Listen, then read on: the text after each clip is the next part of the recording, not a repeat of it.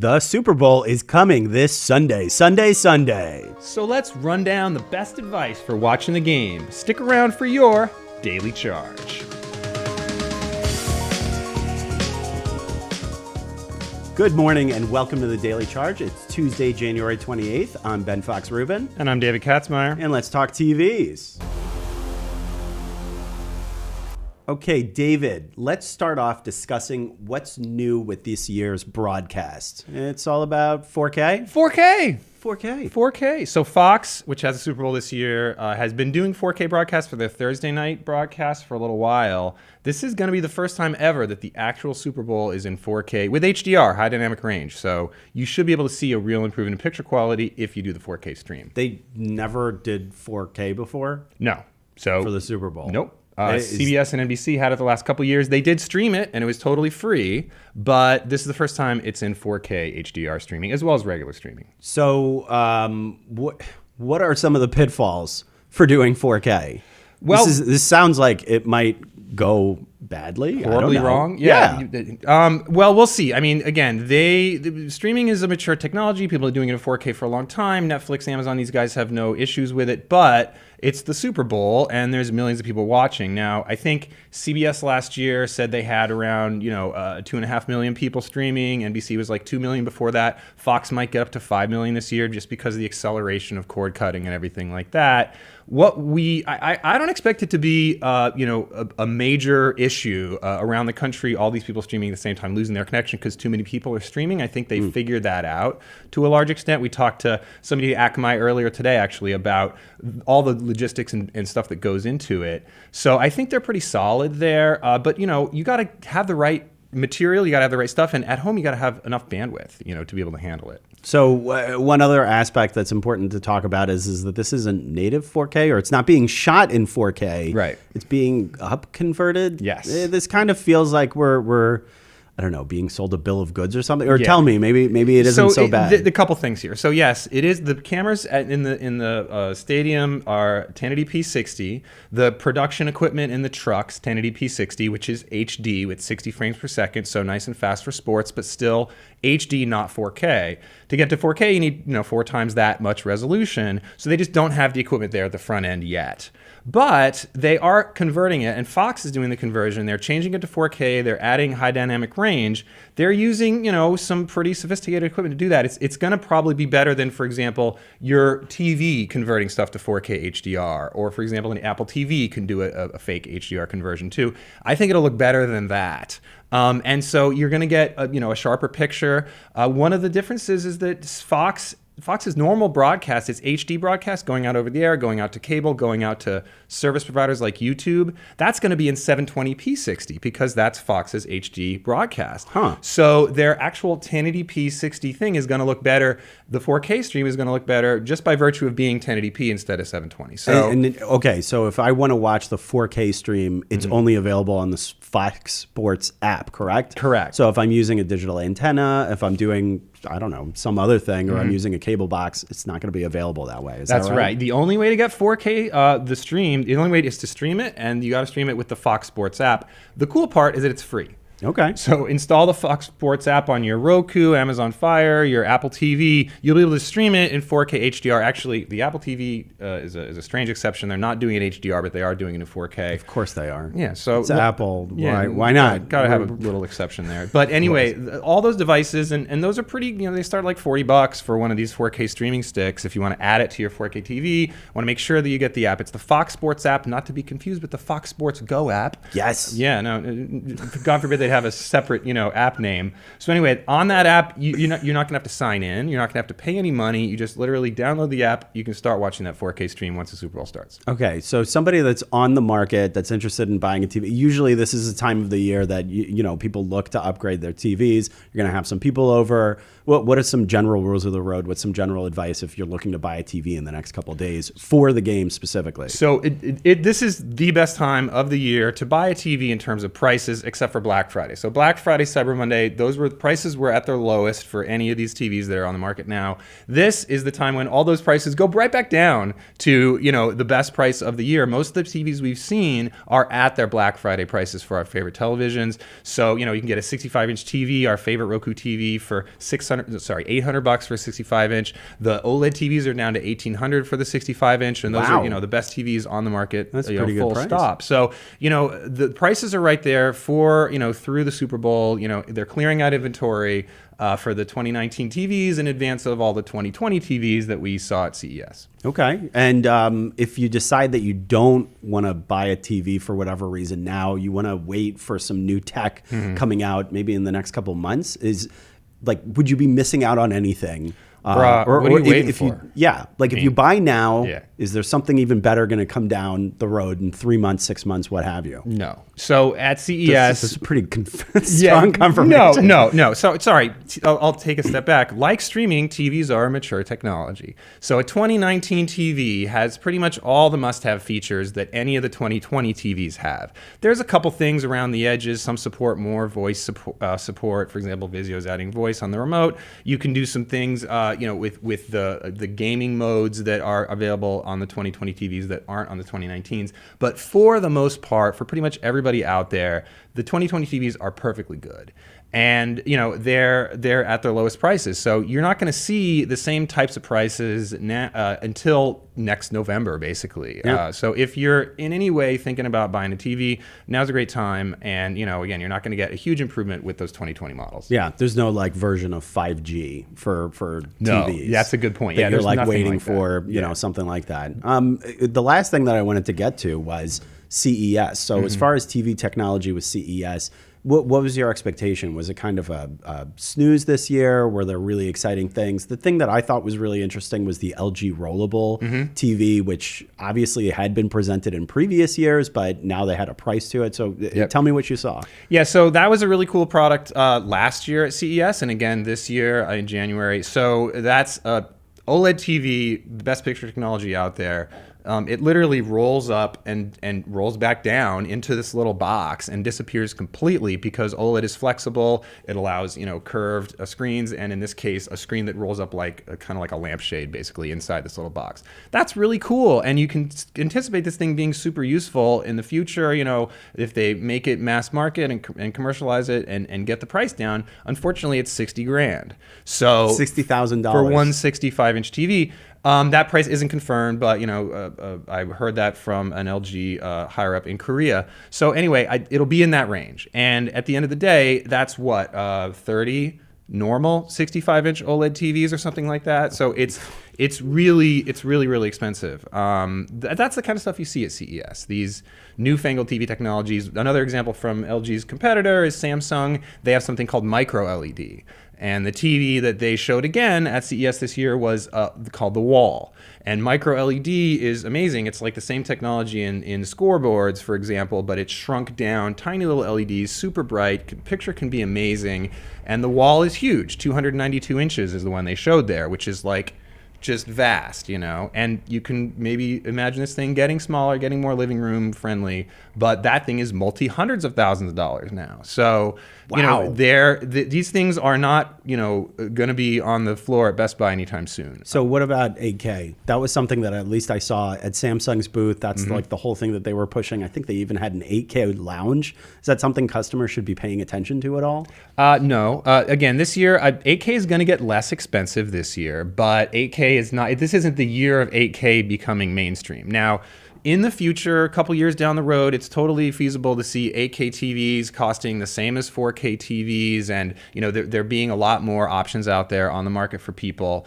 But this year, it's they're going to be slightly less expensive, but it's not going to be worth it for most people, especially because there's no 8K content out there right now. I mean, there's really nothing. There's a couple YouTube videos that are in 8K, but aside from that, there's no broadcast, no TV, no movies in 8K, and there's been no announcements of them because we were talking about streaming in the beginning. It takes a lot of bandwidth to get 4 times the bandwidth to do 8K. So if you're talking megabits per second, it's like 15 for 4K, 45 for 8K. So that's a big difference, and it's one of these things where it's going to be a few years down the road. Yeah, crazy. All right, so that's a good place for us to put a pin in David's sage advice Ow. and turn to the audience to see what they're up to. Sound off in the comments or at us on Twitter about what streaming platforms you think will provide the best overall service and experience. What TV tech got you excited at CES this year? Let us know if and how you are watching the Super Bowl this weekend, and we'll see how much we can tackle. I did not write that with the time that we have left. BVG, what are the questions today? I'm sorry that my writing is not up to snuff. It was very funny. It's a good script. It's right on par with, my level of professionalism here. It's right. Shouting out to everybody we got coming back to us in the chat. We've had such a weird last few weeks with the holiday break and CES and me being sick. I'm only throwing up every 5 hours now instead of every 3 hours. So thank you for that. Let's rock and roll. Shouting out to Eric and Imagine Sagi and Kashif and Rob and Adrian and Michael Brown and Ryan and Timothy and everybody else joining us in the chat today. What's up? Shouting out to all our friends on Periscope as well. Before we get into questions and comments, I want to mention today is a bit of a holiday. It's Data Privacy Day. You can staysafeonline.org to learn more. It's intended to raise awareness of privacy issues and to educate users about the importance of protecting personal digital privacy. It's a good day to review your social media settings and change your passwords. So if you're looking for something to do during your lunch hour today, maybe go and double check all your different logins that are floating around out there. I know I have a hard time. I get distracted a lot and forget that I even have accounts on certain places. So maybe it's a good day to do some digital house cleaning. In the meantime, let's talk TVs. Eric says I have a 019 55-inch 4K TCL with Roku, and I still love it. Oh, and it's got that HDR Dolby Vision. What's everybody running at home, Ben and Katz? Per Katz's advice, I got 2018 TCL Series 6 4K Roku TV. So I'll probably try 55, this. 65? 55 inch. Nice. Yeah. That was the most that could be agreed upon. Yes. With my spouse. Yes. And she still thinks it's too big. Well, maybe she's okay with it now. Yeah. Either way, I'm probably, after talking to you about this, going to try this Fox Sports app. Usually I will do like the digital antenna, which is totally fine. Yeah. And but I also didn't realize that it's in 720. So I'll try the upgrade. It is hard to tell. It all depends on your bandwidth and blah, blah, blah. To answer the question, I'm still rocking a Panasonic Plasma from forever ago. Yeah, wow. 65 inches. Great picture, but it's not 4K. It's not HDR. Every year that goes by, I think, wow, I really should spend the money and get a OLED. Because I got to tell you, I'm not going to buy anything except a 65-inch OLED when I do upgrade. But hasn't happened this year. So I love that you have like the plasma throwback. It's like hearing from like a top, I don't know, that like you listen to records or something. Yeah, I'm not doing it. I'm not claiming that it's better. Like I come to work every day and I see TVs that are way better, including yours, for example. Although, well, there's some pluses and minuses. But anyway, it's still a great TV, and it hasn't died yet, and I have other stuff to spend money on. So we'll see. Nice. But yeah, maybe I'll be able to convince myself to put it in the budget next year in OLED. Yeah. Saying hi to our friends on Periscope. We got Cruisin' Classic, Pinzuri, I think that's how that's written, and Lydon. Cruisin' Classic's got that TCL 4K Roku 43-inch. Nice. I want to know if there's... We're always talking about like the retro tech revival. We got the Nokia 3310 that came back, and all like the console mini classics. When are we going to see, and help me out here, Katz, when are we going to see the return of the big wooden box? Oh, that's the console TV? The giant console TV with the novelty wood paneling. Didn't they like outlaw them? Zenith. They're like no longer legal. Yeah, I don't know what you would do with They them. weigh more than your car. You could crush your grandmother underneath them. Yeah, The only time they I- have record players built in. The only time I ever see them is when they're on the side of the road. Somebody's just trying to get rid of them, and nobody ever takes it because why would you need that television? Oh, you don't need it, and it's not practical, but I would give anything to have a chance to refurbish one of those for my own purposes. There you go. I'm sure there's somebody out there that does that, like knocks out the CRT and you puts in like a 20-inch LCD or something, whatever would fit in that. thing. So that might happen, but yeah, it's not anytime soon. It might be fun to have some sort of like wood paneling on a flat screen. I mean, like obviously with the LG rollable, there are some other design options. Yeah, too. Samsung's The Frame is a TV that they're selling that's basically like designed to be like a picture frame, and you can buy actual wood frames that go around it. So there you go. That's one thing. I'm sure it's way too expensive for me. It's not an OLED. Yeah. Taking a look back at the chat, and Ryan's got the 46-inch Samsung LED 1080p from 2013. Really wants to upgrade, but has a hard time justifying it because it still works really great. Yeah. LCD as well while he's at it. Jeremy Covington has a 2017 Sony 850 65-inch. Eric Ryder just says plasma. Wow. Nice. I'm shocked that that's where your loyalty lies, but mostly because isn't plasma notoriously short-lived? Well, that was the marketing, but as we wrote back in the day, it actually is a pretty robust technology. Again, it hasn't died yet. The thing about TVs, any technology, the thing that goes first is usually capacitors and power supply, and those things are kind of ubiquitous across. And if you have a cheap one, your TV is going to go in a few years, but the one that I got doesn't have that kind of stuff isn't cheap on it, and the display element itself is great. No burn-in or anything like that after years and years and years and years of video games and blah blah blah. So well, and also, what's like the biggest positives of plasma? Because there is something about plasma that makes it to a certain extent comparable to OLED. Isn't that right? Yes. Yeah. Well, I don't want to get too deep into it, but so plasma is an emissive technology, meaning each of the pixels is its own light source. Same thing as OLED. There's no backlight. There's no LCD element in front of the thing that provides the light. So in that way, plasma and OLED are very comparable. They have same type of viewing angle, for example. When you sit off angle to my TV, it looks exactly the same as if you're straight on, whereas an LCD washes out. There's no uniformity issues, meaning that there's no brighter areas or darker areas of the screen, which is especially visible when you have a black screen or watching at night on an LCD. You see that all the time. That kind of stuff is not an issue with plasma. It's not as bright as an LCD, but it's plenty bright, especially because the late model one that I have has a great anti-reflective screen. So I got a bunch of windows in my room, and again, I don't sit there going, "Wow, this is really a crappy picture." I wouldn't be able to handle that. You would know. Yeah, exactly. You would know. So again, as we say, it's a mature technology, and plasma was really good. Those late model ones were great. But an OLED is still better in pretty much every way, and LCDs are better in some ways. Yeah, I've been very impressed with some of the OLEDs that I've seen come in, which to your TV lab, which I believe you've told me at least a couple of years ago, some of them were as expensive as $10,000. Am I making that number up?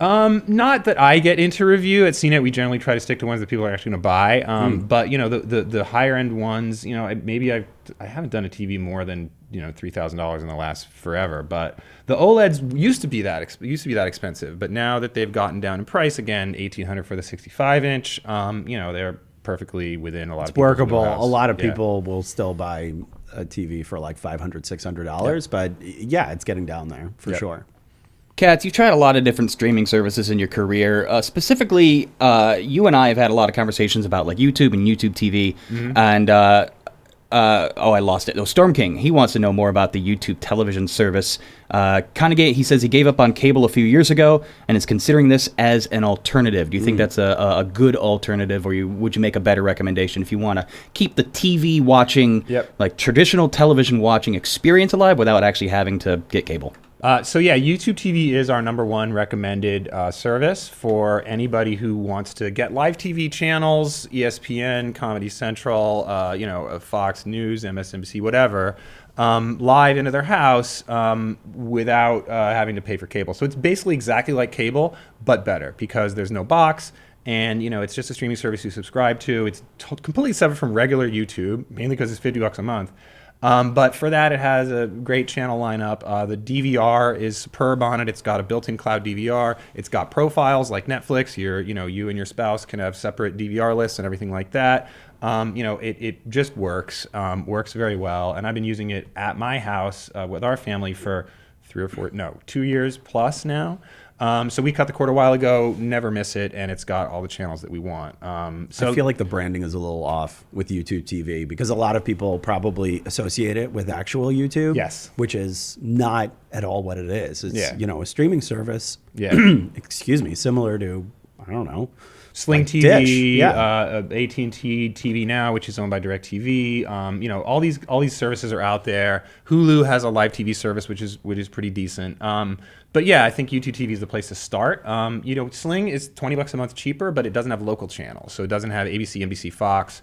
PBS, by the way, just launched on YouTube TV, which is awesome. Most people around the country can now watch their local PBS station on YouTube TV as well. They're the only service that has it.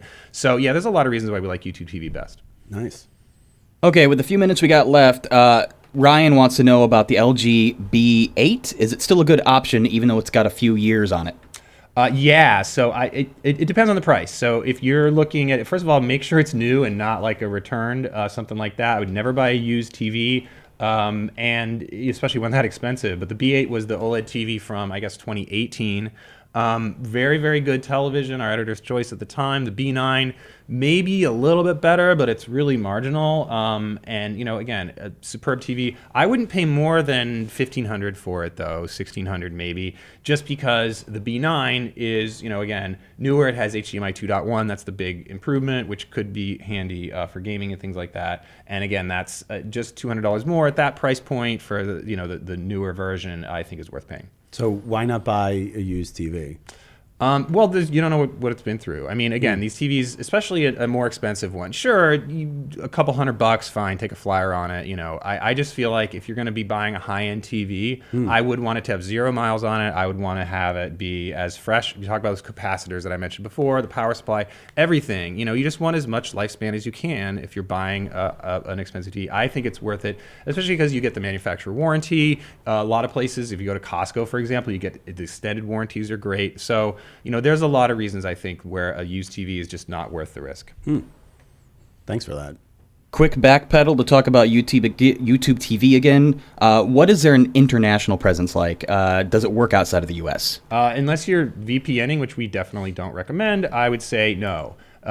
All of these services are location locked within the United States. So if the service detects that you're outside of the U.S. in any way, it will not work.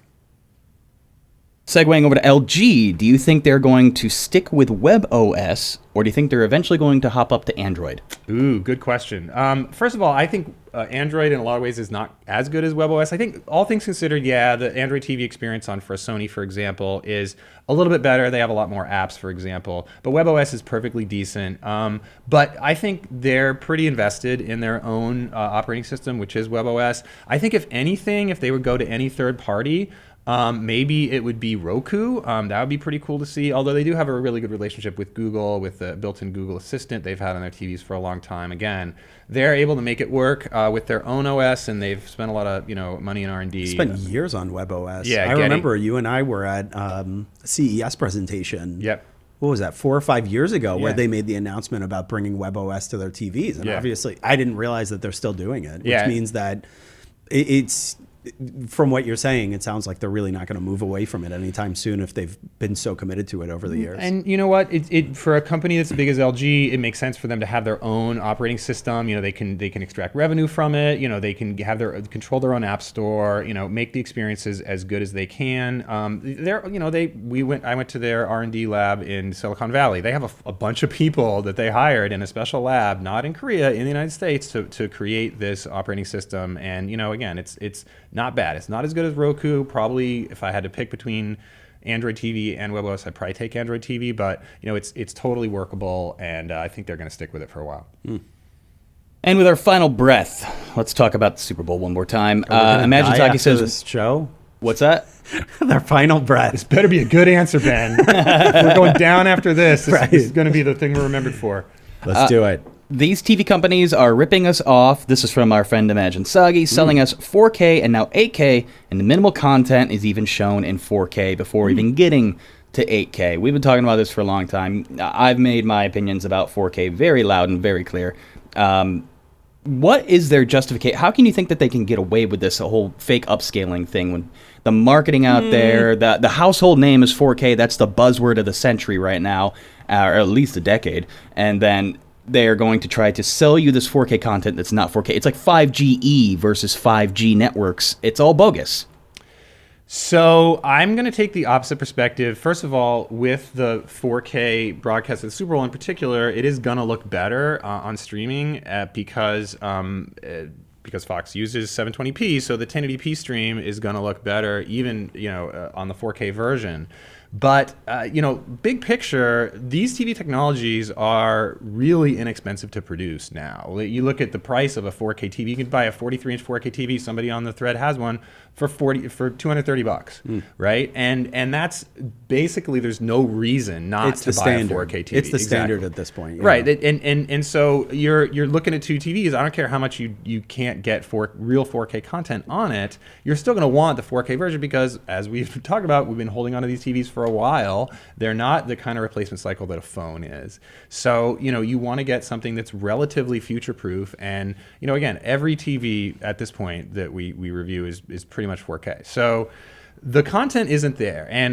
But the content has been getting there. Right. I think that's an important element to point to Imagine Sagi is that we clearly have a lot more 4K content than we did a year or two ago. Mm-hmm. So it is a slow burn. It is moving in the right direction. Yeah. But I would agree, obviously, as from what you said, that 8K, that's a few years away. Yeah, and there's really no reason to future-proof on that because we're still only ramping up with 4K content. And the Super Bowl, as we talked about, is 4K light, if you want to call it that. It's not real 4K. The other thing about 4K and HDR is the HDR. And a lot of people don't talk about this because it's easy to hone in on the number. But HDR, I reviewed TVs for a long time. HDR is the best thing you can do to improve TV picture, assuming that it's implemented correctly. So if you look at HDR versus SDR on a good television, the difference is really visible. The difference between 4K and 1080p, kind of hard to see, especially if you're not sitting really close and it's a really good 1080p stream. I compared Blu-ray to 4K streaming back in the day. Sometimes the 1080p Blu-ray HD looked better than 4K.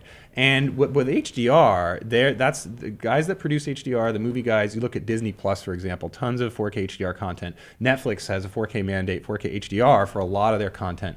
That stuff really does look great, and it's a whole different way of producing. Brighter brights, darker darks, better color, wider color gamut. You'll see that in the Super Bowl. You'll see the color will look more realistic on a 4K HDR TV, and it'll be really interesting to see side by side. And again, it all depends on the television, but I think there's real benefits to HDR in particular, not necessarily the numbers game or resolution. That's a really good point. I think HDR absolutely gets ignored a lot of the time, especially when we do talk about 4K, 8K, 1080p. It's interesting, and I'll definitely try to look for that when I'm watching. There you go. I know we just said last breath, so I guess this is technically zombie mode, but I wanted to ask, because you talked about how 4K versus HDR when it comes to making your decision in purchasing a TV. Let's go ahead and put a list together for those last-minute shoppers who are out there trying to grab a big fat TV for this weekend's game or any other reason, but we're trying to stay on theme here. Rank all the buzzwords as far as if you're trying to go to a shopping list, prioritizing what elements you should be placing at the top to get the absolute best television watching experience.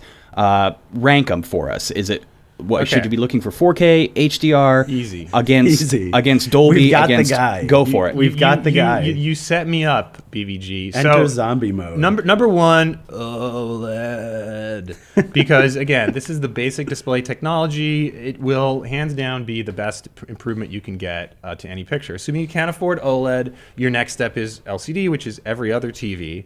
And full array local dimming is the thing you should be looking for on an LCD TV. The TCL 6 series that I recommended has it. The better Vizios have it. The better Samsungs have it. They're a lot more expensive, but full array local dimming, or FALD, which refers to number of local dimming zones, improves contrast, picture quality. It's a basic hardware thing on the display itself that is going to give you a much better picture. Beyond that, going into the TV, it's HDR, it's 4K. Those things will give you a better picture. But, all things considered, a OLED displaying standard dynamic range 1080p is probably going to look better than a cruddy LCD TV displaying 4K HDR. And that's just the nature of display technology. Cool. And they're all 4K HDR at this point, if you're buying a new one anyway. Yep. So I guess that's probably why that didn't even make the list. Unfortunately, the things that I mentioned are the things that cost money. So, yeah. Go figure. That is the way of the world. Well, there you have it, an encyclopedic rundown of TV buying jargon to help you buy a TV. That is As what always, we have you here for. As always, thanks to David Katzmaier for coming on the show. Friend of the show, friend to many, friend to all, lover to some. Call me Friendster. Right. Everybody, thanks for bearing with us while we are in that weird off season, but we're back. We'll see you again tomorrow, and take care, everybody. Ben, go ahead and send us home. All right. If you haven't already, please feel free to subscribe. We're live weekday mornings, as most of you know, and we're always hoping to expand the fan base to keep the tech news conversation going. So ring that bell while you are at it, and you can join us each and every show. We're also available on the go. Links to the audio podcast are available in the description below for the Daily Charge. I'm Ben Fox Rubin. And I'm David Katzmaier. And thanks, everybody, for joining us.